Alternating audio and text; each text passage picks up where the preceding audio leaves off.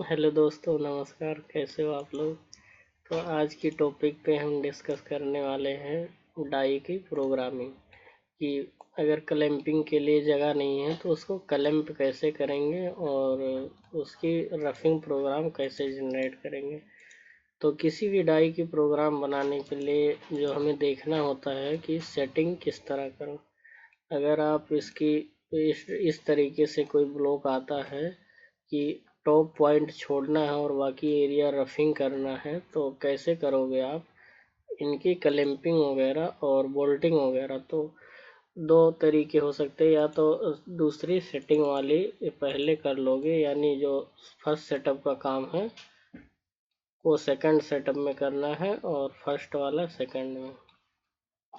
तो यहाँ पे जो है आप दूसरी सेटिंग को पहले करोगे इस तरीके से ब्लॉक लेके, और यहाँ पे प्रॉपर सेंटर ड्रिल वगैरह लगा के उनका काम करोगे। तो जिन भी स्टूडेंट को ड्रिलिंग की प्रोग्राम में और वर्क प्लेन रोटेट में दिक्कत हो, वो हमारी पिछली टॉपिक की वीडियो अच्छे से देख के समझ सकते हैं।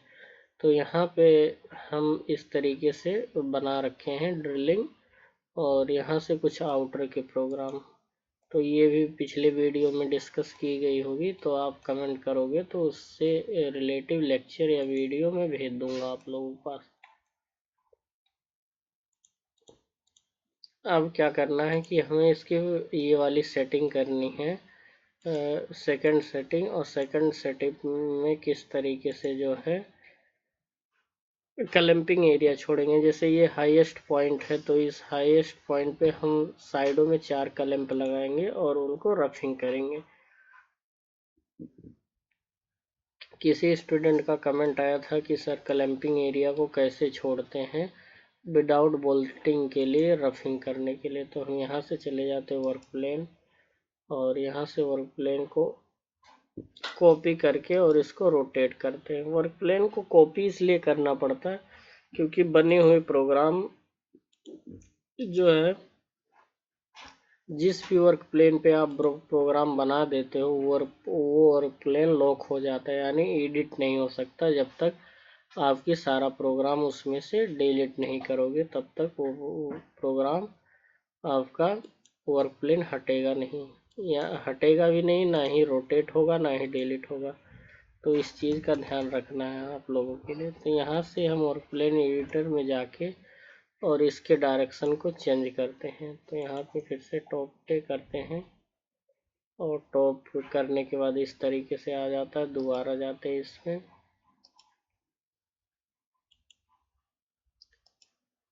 और इसे वर्क प्लेन एडिटर, और फिर से वाई के अराउंड एक्सिस घुमाते हैं। डायरेक्टली आप 180 एंगल भी कर सकते हो, पर किस तरीके से रोटेट हो रहा है वो चीज़ें समझने के लिए आप स्टेप बाय स्टेप करोगे तो ज़्यादा बेटर रहेगा, आप सबके लिए ज़्यादा अच्छा रहेगा। तो यहाँ से हमने इस तरीके से अपने वर्कपीस को रोटेट किया है। अब वर्क प्लेन पे चले जाते हैं, दोबारा एक सेंटर बना लेते हैं। यहाँ से इस तरीके से सेंटर हो गया। दूसरी सेटिंग का डिलीट, इस वाले को एक्टिवेट रहना है, ब्लॉक पे जाके ब्लॉक कैलकुलेट करना है।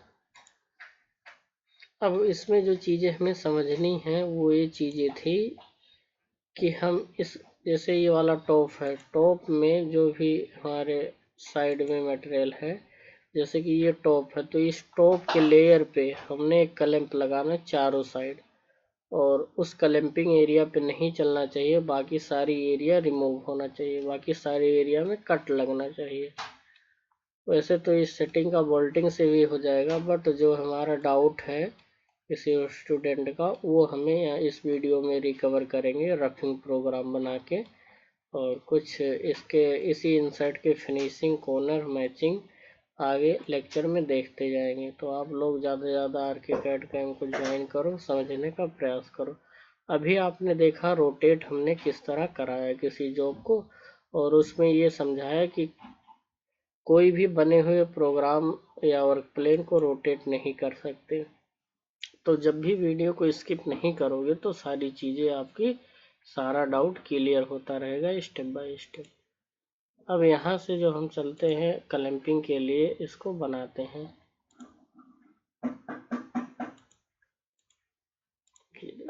अब क्लैंपिंग एरिया बनाने के लिए हमें यहाँ क्या करना होता है, सरफेस लगानी होती है, और उन पे क्लैंपिंग एरिया को छोड़ने के लिए मान लो कितने भी एरिया में आप छोड़ना चाहते हो तो उतने एरिया में आपको यहाँ पे क्लैंप करना होता है।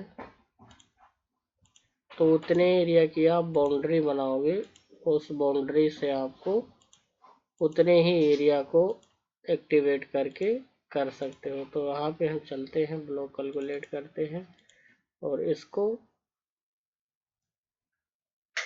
छोड़ते हैं इस एरिया। तो यहाँ पे जो हमारा एक क्लैंप, हम चाहते हैं कॉर्नर पे क्लैंप लगाना, तो कॉर्नर पे आप बाउंड्री करके देखो। तो सबसे पहले बाउंड्री में चले जाएंगे, क्रिएट बाउंड्री, यूजर डिफाइन में देखो मॉडल से बाउंड्री बनाओगे, अलग अलग नहीं। हमें स्क्रेचिंग पे चले जाना है। स्क्रेचिंग पे जाने के बाद जो है यहाँ से राइट एंगल वाला मेथड लेना है, लाइन राइट एंगल मेथड लेके और यहाँ से पिक करते हो तो इसकी दूरी भी देखो यहाँ दिख जाती है, कितनी लंबाई चौड़ाई में आप राइट एंगल बना रहे हो। तो उस तरीके से राइट एंगल बना सकते हो यहाँ से कि इस लेयर पे हमारा एक क्लैंप यहाँ लगेगा और इस कॉर्नर से एक क्लैंप हमारा यहाँ लगेगा। तो अंदर से बाहर की साइड ला सकते हो। देखो ये एरर इसलिए सॉल्व हो रहा है, किसी एक पॉइंट पे क्लिक हो रहा है, टेंजेंट पॉइंट पे। तो टेंजेंट पॉइंट पे क्लिक नहीं करना हमें। इस तरीके से बाउंड्री वगैरह लेने में थोड़ा सा हो रहेगा। देखो अंदर से बाहर की तरफ लाओगे तो ये ले लेगा और अंदर की तरफ बाहर ले जाओगे तो नहीं लेगा। तो चीज़ें तभी समझ में आएगी जब आप खुद से करोगे और बताए हुए चीज़ों को फॉलो करके काम करोगे तो सारी चीज़ें आपको समझ में आने वाली हैं। तो जो भी जहाँ भी आपको क्लैंपिंग करना हो उतने एरिया में आप यहाँ से क्लैंपिंग के लिए सरफेस लगा सकते हो, छोड़ सकते हो। इनको अभी मैं मैनुअल वैसी चीज़ें बता देता हूँ जिस भी तरह। मान लो इधर थोड़ा सा और करना है हमें, तो यहाँ पे एक सरफेस लेआउट देना है ताकि इसके इधर न जाए, इधर चल जाए। इसको स्क्रैचिंग कर सकते हो, यानी इसको कट भी कर सकते हो। यहाँ से कट करने के बाद यहाँ से देखो एडिटिंग, कर्व एडिटिंग में मैंने कई वीडियो डाला है। हमारी वीडियो को अच्छे से आप देखोगे तो कर्व एडिटिंग भी समझ में आ जाएगी। बाउंड्री वगैरह कैसे एडिट करते हैं, क्या उनके फीचर्स होते हैं, कैसे यूज करते हैं, काफ़ी सारी चीज़ें समझ में आने वाली। तो जहाँ भी ज़रूरत होगी आप इस तरीके से आप बाउंड्री पहले बनाओगे। जहाँ भी क्लैंपिंग एरिया बंद करनी होगी तो इस तरीके से आप पहले बाउंड्री बनाओगे। उन बाउंड्री को देख लोगे, टॉप पे तो नहीं है, टॉप या बॉटम पे कभी कभार यहाँ सरफेस लग जाता है। तो उसके लिए बाउंड्री वाले एरिया पे राइट क्लिक करके इनको फ्लैटन कर देते हैं, एडिट, और इसको फ्लैट। तो ये टॉप पे हो जाएगा। टॉप पे होने के बाद मॉडल में चले जाते हैं, मॉडल और क्रिएट, यहाँ से अपर प्लेन पे एक प्रोजेक्ट लगाते हैं। तो यहाँ पे देख सकते हो इस तरीके से हमारा एक प्लेन लग गया, यानी बंद हो गया इस सरफेस। ये वाला सरफेस राइट क्लिक करके रिवर्स करोगे तो जिस तरह हमारा मॉडल है उसी तरह दिखेगा। इससे कोई घबराने की बात नहीं है, सरफेसिंग का है। टॉप बॉटम में इनके इसी तरीके से कलर अनकलर दिखते हैं। तो यहाँ से रिवर्स करने पे ये हो सकता है। अब ये देखो ये प्लेन अगर आपको लग रहा है छोटा बड़ा है और बाहर होना चाहिए तो राइट क्लिक करके इनको सेलेक्ट करो, राइट क्लिक करके एडिट चले जाओ। एडिट चले जाने के बाद इनको ट्रांसफ़र कर सकते हो। देखो एक्स वाई जेड में रोटेट, डिस्टेंस ट्रांसफ़र कर सकते हो। जैसे एक्स में हमें करना है तो इनको ट्रांसफ़र आप कर सकते हो। ये देखो, तो इस तरीके से एक्स वाई में जहाँ भी आपको सरफेस रखनी हो, जहाँ भी प्लेन रखनी हो वहाँ कर सकते हो। वीडियो को आप लोग इसकी बिल्कुल मत करो, एक एक पॉइंट बहुत ही इम्पोर्टेंट पॉइंट है जो आपको समझना चाहिए। तो इस तरीके से अब हमने यहाँ पे प्लेन लगा दिया अपनी क्लैंपिंग एरिया के लिए, यानी हमारा जो जॉब का क्लैंप होगा वो यहाँ पे बंधा रहेगा, एक क्लैंप, और एक क्लैंप यहाँ पे, एक क्लैंप यहाँ, एक क्लैंप। अब रफिंग प्रोग्राम जनरेट करते हैं इन पे, इन्हीं एरिया को, और उसके बाद फिर इन्हीं एरिया में फिर से रफिंग प्रोग्राम चलाएंगे। अदर फिनिशिंग करके, जैसे अगर फिनिश हो जाता है तो आप इस जगह पे कलम कर सकते हो और इस जगह पे कर सकते हो। इसको क्लियर करने के बाद पूरी प्रोफाइल, कंप्लीट प्रोफाइल टॉपिक की वीडियो अगर चाहिए आपको, प्रोग्राम चाहिए, प्रोजेक्ट चाहिए, तो प्लीज़ कमेंट बॉक्स पे कमेंट करोगे तो सारी चीज़ें आपको प्रोवाइड कराई जाएगी। इस पे बॉल का प्रोग्राम कैसे चलाते हैं, फ्लैट का कैसे चलाएंगे, कॉर्नर मैचिंग कैसे करेंगे, अंडर कट को कैसे रिमूव करते हैं, स्टेप बाय स्टेप या बाउंड्री बना के प्रोग्राम कैसे चलाते हैं, वो काफ़ी सारी चीज़ें आपको समझने को मिलेगी। तो हम यहाँ से टूल पाथ में चले जाते हैं। जैसे कि एक छोटे से कंपोनेंट को लेके मैंने रफिंग के मेथड को क्लियर किया था, तो कौन सा मेथड आपको समझ में आया था या नहीं आया था, वो वीडियो देख के आपको समझ में आएगी। जाके फिर से आप वीडियो देख सकते हो आर्किकैड कैम पे। तो मॉडल एरिया के रेडियंस मॉडल पे हम जाएंगे और दोबारा रफिंग का प्रोग्राम लेंगे। रफिंग का प्रोग्राम लेके पूरे एरिया में रफिंग प्रोग्राम चलाएंगे और जहाँ पे हमारी लेयर लगी है वहाँ पे प्रोग्राम बिल्कुल नहीं चलेगा। तो यहाँ पे अभी हम पहला नंबर का जो प्रोग्राम रहेगा वो 50 के कटर से रहेगा।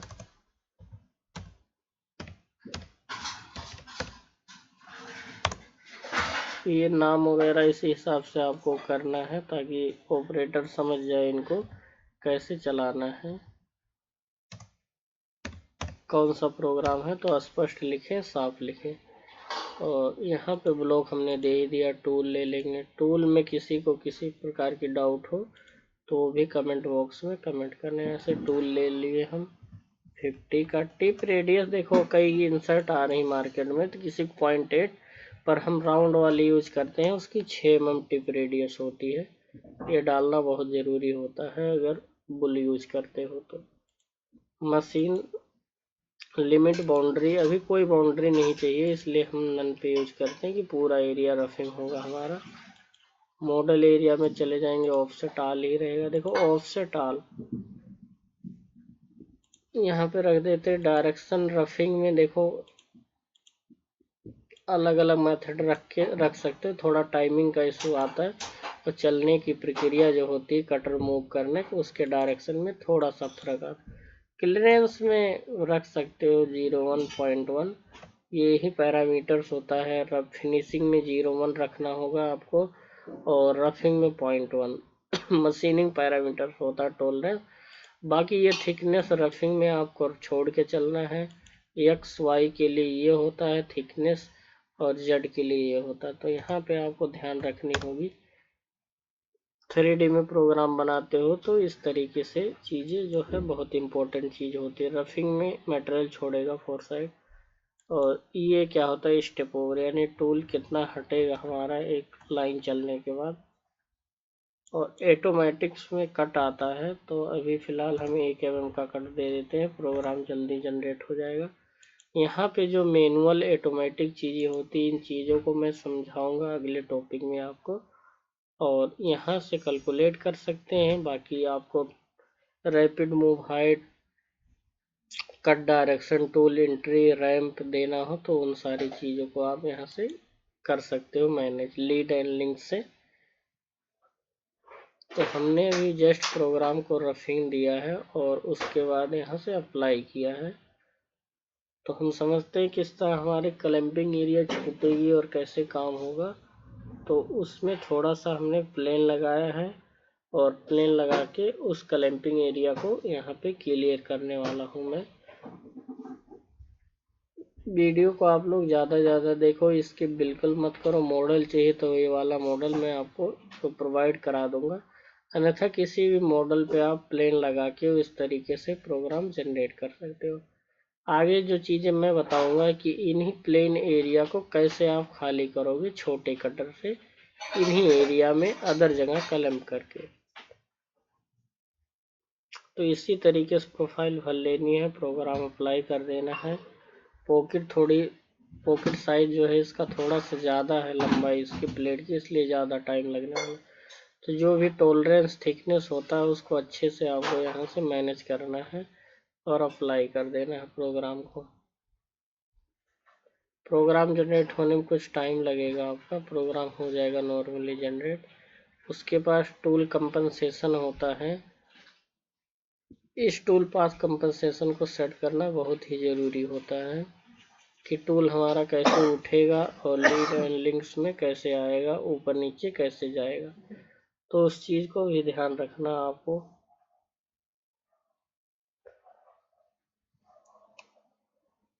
%93 94 हो गया।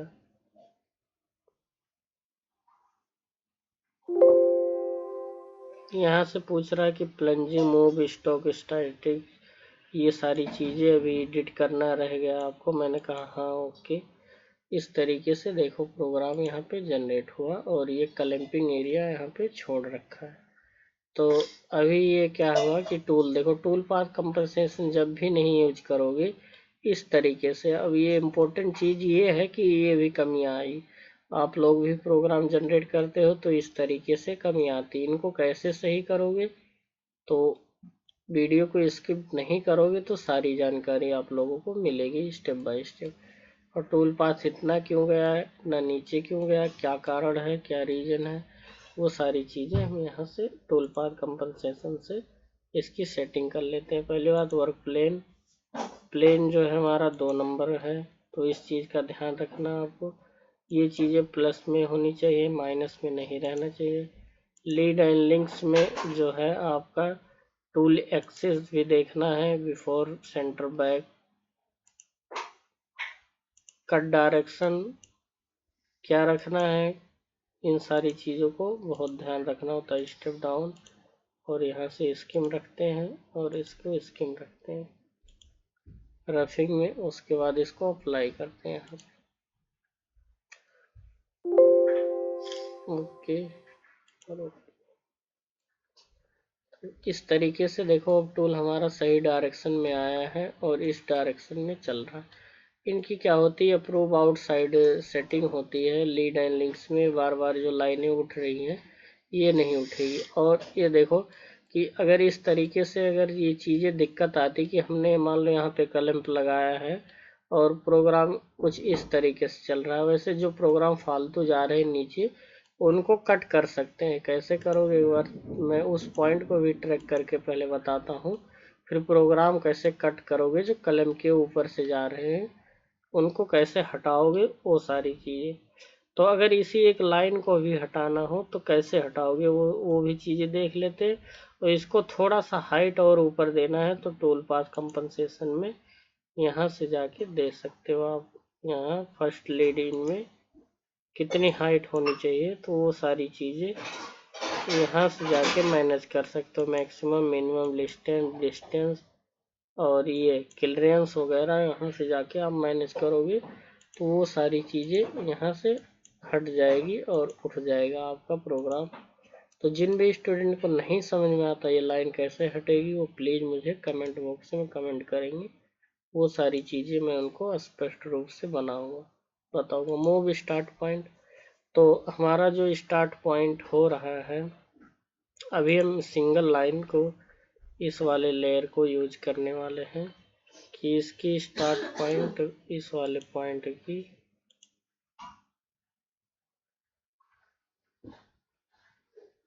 जो है लाइन कहाँ रहेगी, तो इस वाले लाइन की पॉइंट यहाँ से चेक करने के बाद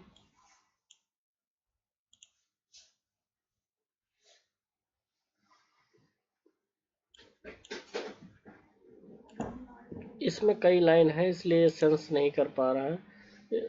सिंगल लाइन में बताऊंगा। मूव स्टार्ट पॉइंट इस तरीके से भी हो सकता है और आप इन क्लैंपिंग एरिया को यहाँ से प्रोग्राम कट करके डिलीट भी कर सकते हो कि इस लाइन में प्रोग्राम ना जाए। और इसको अगर और हाइट देना चाहते हो तो टूल पाथ कंपनसेशन में जाओ और यहाँ से रैपिड क्लियरेंस को थोड़ा सा 100 मिलीमीटर और प्लंजिंग को भी बढ़ा सकते हो, तो यहाँ से चीज़ें आपकी ये कवर हो जाएगी।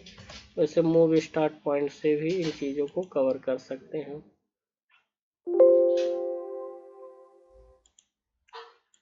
तो क्लैंपिंग से थोड़ा हटके हमारा टूल उठेगा और हटके जाएगा। अभी अप्लाई नहीं लिया है, यहाँ से दोबारा कट सेशन में जाते हैं, उस चीज़ को चेक करते हैं एक बार। मूव स्टार्ट पॉइंट, यहाँ से distance start point, first point save,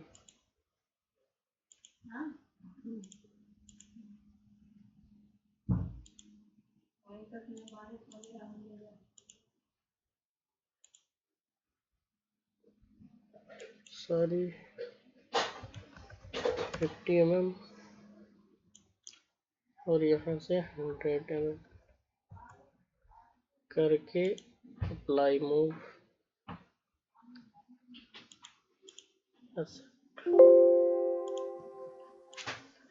देखो इस तरीके से आपका जो मूविंग पॉइंट है, ये मूविंग पॉइंट हर डायरेक्शन में हुआ और यहाँ से जो चीज़ें हैं हमारी हट गई। तो अभी जो भी क्लैंप आपका लगा होगा वो प्रॉपर आपका कहीं टच नहीं करने वाला है। जो भी यहाँ से क्लैंपिंग के लिए कट हो रहा था वो अब हाइट में ऊपर उठ के आएगा और अपना कट करता हुआ प्रॉपर अपने जॉब को सेफली कट करेगा और कट करता हुआ चला जाएगा। साइड इसको करके यहाँ से आप प्रोग्राम को डिलीट भी कर सकते हो। जो चीज़ें जब मान लो ये चीज़ें हमें इतनी नहीं कट करनी है तो इनको सेलेक्ट करके राइट क्लिक करके डिलीट। तो इस तरीके से आप अपने प्रोग्राम को जैसे भी मशीनिंग करनी किसी भी ऑब्जेक्ट को इस तरीके से आप कर भी सकते हो जहाँ जैसे चाहिए। तो प्रॉपर अभी हमने यहाँ इस टॉपिक में देखा कि रफिंग प्रोग्राम किए और प्रॉपर उनको कंप्लीट जो है अभी ये बाउंड्री बनाते और इनके अंदर चलाते। तो ये जो बाहर टूल चल रहा है ये नहीं होता, क्या होता है बेसिकली बाहर भी चलेगा तो अच्छा ये रहेगा कि जब भी टूल हमारा कट करेगा तो जॉब से बाहर कट करता हुआ आएगा तो इंसर्ट और कटर कम टूटने वियर होने ज़्यादा कम चांस रहेंगे। तो इसलिए अप्रूव आउटसाइड लेता है, इसको बाउंड्री बना के इसके अंदर ही चला सकते हैं। तो अगली टॉपिक में और डिस्कस होगी। अब रही बात इन क्लैंपिंग एरिया में चलाना है, तो अभी क्लैंपिंग एरिया हमारा छोटा एरिया है तो यहाँ पे छोटा कटर लेके और इन्हीं एरिया में फिर से इसी कमांड में रफिंग प्रोग्राम चला देते हैं। तो अगर 2 लेयर की है तो 25 पे, जैसे मान लो आपने 50 बाई 25 की क्लैंपिंग एरिया बनाई है तो कौन सा जेड में भी यूज कर सकते हो। अन्यथा मैं यहाँ 25 का ले लेता हूँ या छोटा और कटर ले लेता हूँ ताकि वो एरिया हमने चेक नहीं किया है। प्रॉपर यहाँ जो चीज़ें मैं बताने वाला हूँ आपको इतना बस बताने वाला हूँ कि अपने स्टूल को क्लैंपिंग एरिया को कैसे रफ करोगे और कैसे उनको फिनिश करोगे।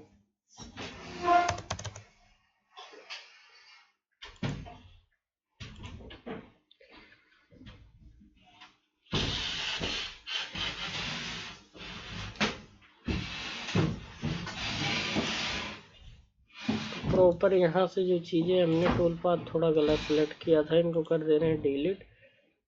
दोबारा टूल पाथ पे चले जाते हैं, मॉडल एरिया क्लियरेंस मॉडल में जाने के बाद ओके करते हैं। ओके करने के बाद दोबारा एक रफिंग प्रोग्राम जनरेट करते हैं और इसी एरिया में चलाने के लिए सबसे पहले जो प्लेन हमने बनाया है मॉडल पे जाके उस प्लेन को डिलीट कर देते हैं। देखो ये प्लेन हमने डिलीट किया तो ये प्लेन गया हट। अब टूल में चले जाते हैं, यहाँ से टूल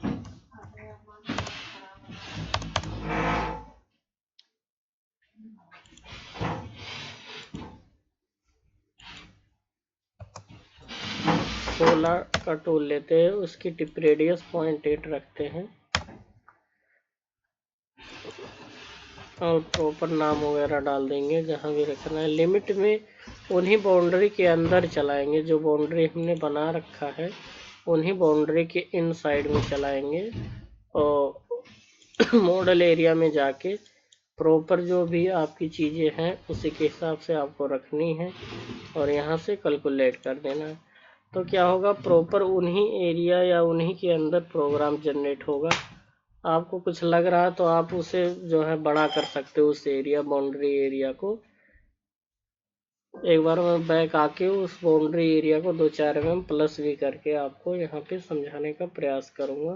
तो उस एरिया में जो हमारा कट चलेगा तो थोड़ा ज़्यादा एरिया लेके चलेगा और उनको आसानी से कट कर देगा। तो अभी जो इस तरीके से हम चीज़ें यहाँ पे देख सकते हैं, समझ में आ जाएगा आपको कि जो भी हमने क्लैंपिंग एरिया की है उस क्लैंपिंग एरिया में कुछ इस तरीके से हम बाउंड्री कर सकते हैं। ये टूल नीचे ज़्यादा जा रहा तो उसको अंदर भी कर सकते हो। तो अभी ये सारी चीज़ें नहीं समझ में आई होगी तो प्लीज़ मुझे कमेंट करो और वीडियो को ज़्यादा से ज़्यादा लाइक शेयर सब्सक्राइब करो। चैनल को ज्वाइन कर लो। आगे कुछ चीज़ें सीखनी हो तो आपको समझनी हो तो उस हिसाब से आप कर सकते हो। स्टेप बाय स्टेप सारी चीज़ें आपको समझ में आने लगेगी। Okay, thank you.